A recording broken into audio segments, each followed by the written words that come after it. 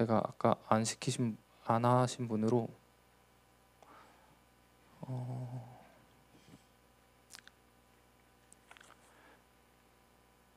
그 회색 형제님, 네, 한번 네.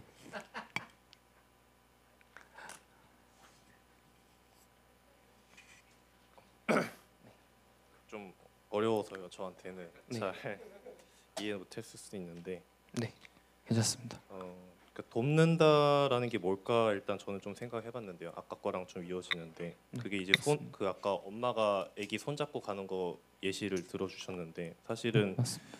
저희 입장에선 그러면 이게 나한테 벌어지는 상황이 이게 뭐라고 해야 될까요? 그러니까 내가 원하는 대로 안 됐다고 이게 안 도와준 거냐라고 할 수 있는 거잖아요.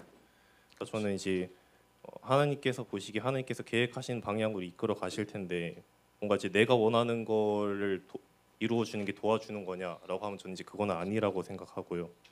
그런 방향에서는 스스로 도울 능력이 있든 없든 간에 그런 방향에서 이제 돕기를 원하는 거는 아닐 것 같고 그렇게 하시지 않을 것 같다고 생각하고요. 이제 하나님의 계획 안에 있는 그 하나님께서 이끌어 가시고자 하는 방향대로 돕는다는 관점에서 접근했을 때는 뭐 스스로 도울 능력이 없는 자를 도우신다는 관점에서도 저는 이제 이것도 아니지 않을까라고 생각해요. 그럼 이제 뭐 누구를 돕느냐, 너가 말하는 그 돕는다는 정의에서 누구를 돕느냐라고 했을 때 저는 이거는 이제 여기 아까 찬양 인도한 형제 얘기 약간 듣고 생각한 건데 그러니까 하나님께 구하는 사람이라고 해야 되나? 그러니까 내가 내 의지로 이렇게 해서 이렇게 해야지 또는 뭐 내가 상황이 안 좋아하니까 나를 도와줘야지 이런 게 아니라 하나님께서 일하실 걸 맡기고 제 능력으로 하는 게 아니라 하나님께 구하고 하나님께서 이 상황과 이런 것들을 이끌어 가실 걸 믿습니다라고 고백하고 하나님께 그 상황과 주권을 내어 드리는 사람에게 하나님께서 이제 그 뭔가 도우심을 이렇게 도와주시는 거를 이제 보여주시고 그 사람도 이제 하나님께서 행하셨구나라고 이제 좀 받아들일 수 있지 않을까라고 저는 생각을 해서 그게 이제 그런 관점에서 뭐 도울 능력이 있든 없든 그게 중요한 게 아니라 저는 이제 그냥 하나님께 맡기고 구하는 자를 하나님 계획 안에서 이끌어 가신다 이렇게 생각합니다. 네, 너무 좋은 말씀. 네, 감사합니다. 결국엔 그 방향성이라는 말씀이신 거죠. 네, 그렇게 저는 이해했습니다. 혹시 다른 분 더 있을까요? 네, 나눠주실 분. 네. 교수님의 말씀처럼 주님은 스스로 도울 능력이 없는 자를 도우시는 거냐 그러면 네, 이거에 대해서 그 아까 안 하셨던 분이 손예진 자매 한번 네, 나눠주시겠어요?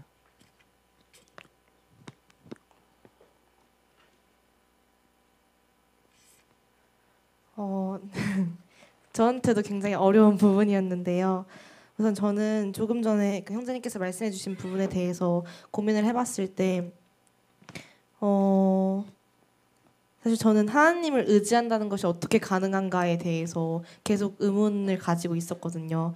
결국에 하나님을 의지해서 방향성을 하나님의 도우심을 구한다는 것은 알겠으나 결국에 그 삶을 살아내는 것은 저이기 때문에 그 저의 삶 속에서 하나님을 마음으로는 의지하지만 그 진짜 현실적인 문제에 있어서 해내야 되고 노력해야 되는 것은 저인데 그 영역의 구분을 어떻게 할 수 있을까에 대한 의문이 계속 남아 있어서 결국 스스로 돕는 자를 도우신다라는 말은 교만인 것 같기도 한데 사실 저는 어떻게 보면 이게 맞다고 생각도 들거든요.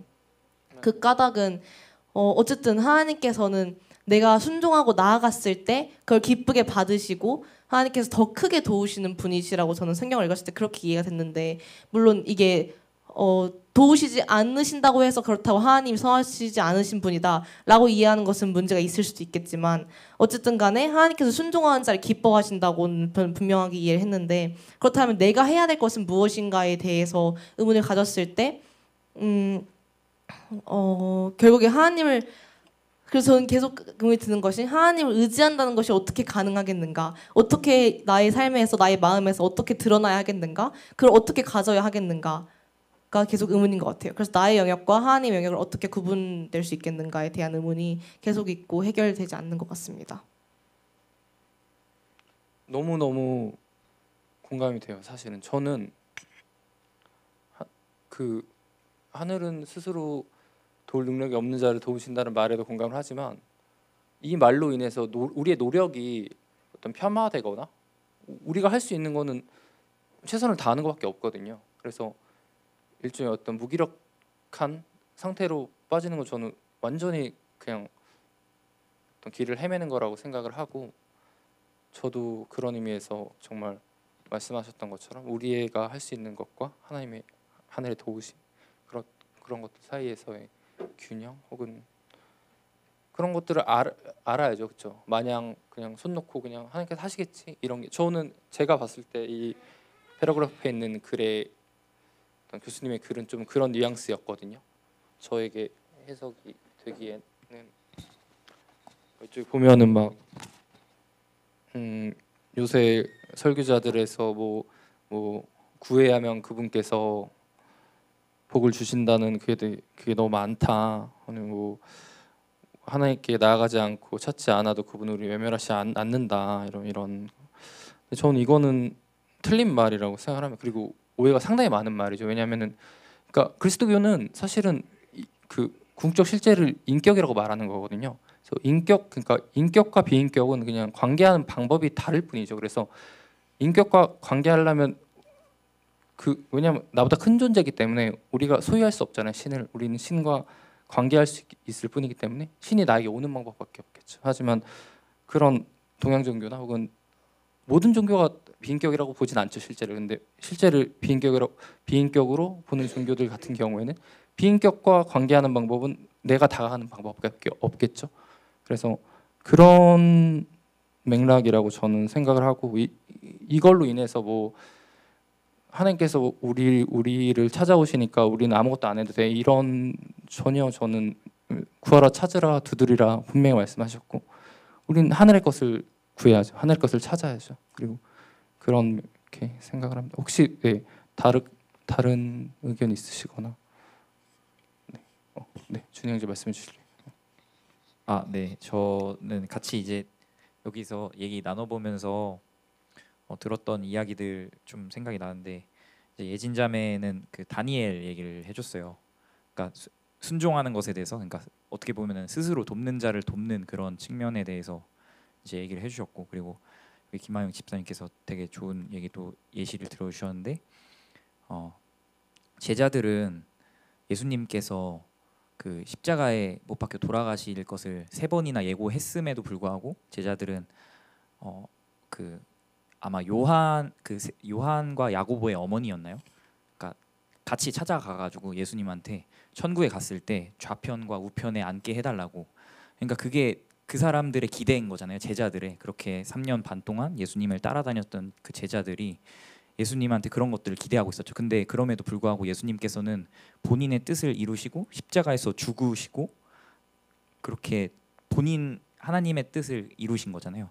그러니까 사람의 기대가 하나님의 기대와 다를 수 있는 것도 분명히 맞고, 그런 측면에서는 또 하나님은 스스로 도울 수 없는 자를 도우신다라고 또 표현할 수도 있을 것 같아요. 그러니까 이 부분이 결국에는 둘 다 맞다 이런 식으로 좀 생각이 드는 것 같아요. 그러니까 한편으로 생각해 보면 이 말도 맞고 한편으로 생각해 보면 이 말도 맞고, 그래서 저는 그냥 이거는 어떻게 보면 좀 관련된 주제는 아니긴 한데 그냥 생각이 난 좀 연관된 그런 게, 예수 그리스도의 인성과 신성에 대해서 어떤 교리적인 측면에서 막 많이 싸웠잖아요, 역사적으로. 그러니까 뭐 예수님이 뭐 신이 아니니 뭐 해서 뭐 마리아에 대해서도 하나님의 어머니 이렇게 표현하는 것에 대해서 막 또 교리화되는 그런 과정에서 엄청 또 이단 그런 정죄나 이런 것도 있었고, 근데 이게 저희가 믿기로는 예수님은 100% 사람이시고 100% 신이시다 이렇게 또 배우고 그렇게 믿는데, 그런 측면들이 그 아까 또 뭐 교수님께서 뭐 거룩은 이제 온전함이다 해서 뭐 이런 식으로 또 얘기해 주시고 하셨는데, 그런 것들이 다 뭔가 좀 연결되는 게 아닌가 이런 좀 생각이 들었습니다. 네, 이상입니다.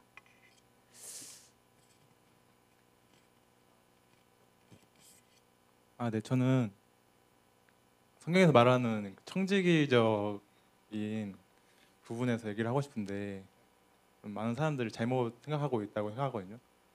그러니까 보통 청지기라고 했을 때 함께 주신 것들을 이제 관리하는 청지기의 그것들을 잘 관리해 나가는 그런 어떤 사명이 있는 것인데 제가 이제 그 오해를 하고 있다고 생각하는 게 뭐냐면은 그 바리새인이 기도를 하잖아요. 나는 저 청년아 세리 같지 않음에 감사합니다 이런 식으로. 그렇죠. 그런 기도가 실제로 많이 되고 있다고 생각을 해요. 그게 뭐 어떤 기도냐라고 했을 때 뭐 예를 들어서 제가 이제 뭐 공부를 잘 하는데 하나님 저를 공부 잘하게 해주셔서 감사합니다. 그러니까 저런 이런 머리를 주셔서 감사합니다. 이런 식으로 어떻게 보면 이제 기도 안에는 다른 사람과 나를 이제 나누는 구분하는 어떤 그런 기도. 물론 하나님께 감사하지만 그것으로 인해서 이웃과 나를 구분하는 그런 기도가 되고 있다고 생각하거든요. 일종의 어떤 그런 선민의식 같은 거. 예, 그러게 어떻게 보면 청지기 의식 안에서도 좀 오염된 왜곡된 기도라고 생각을 하고 네. 이제 그런 어떤 한 것에 관리하는 게 무엇이냐라고 했을 때 성경에 나오는 어떤 그 무익한 종의 고백이 나오잖아요. 나는 하나님께서 그 주신 것들을 하지만 나는 무익한 종이다. 어떻게 보면 자기의 어떤 부분 성과나 자기의 어떤 성공적인 것들에 대해서 나는 오히려 아무것도 아닙니다라고 고백하는 그것에 있어서 그런 부분이 나는 어쩌면 그 제가 생명으로 잉태가 되고 나에게 주어지는 모든 것들이 하나님께서 주신 것이라고 정말 그것이 참 고백이 됐을 때 과연 내가 잘난 것들이 감사 기도가 될 수 있는지 그런 것들을 봤을 때